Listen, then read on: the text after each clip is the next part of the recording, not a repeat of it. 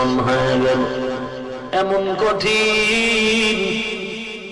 মায়ার নবী এতিম, পথের ভিতরে কাঁটা দিয়া রাস্তা আটকায় দেয়।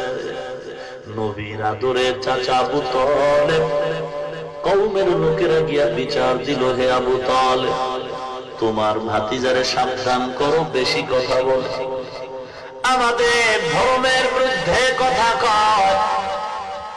আবু তালেব আমার মায়ের নবীরে ডাকলেন, ভাতিজা, তুমি কেন আমাদের ধর্মের বিরুদ্ধে কথা বলো রে ভাতিজা, সাবধান। কেন তুমি আমাদের ধর্মের বিরুদ্ধে কথা বলো, জবাব দাও। মায়ার নবী চুপ হয়ে দাঁড়িয়ে কান্না শুরু করলেন।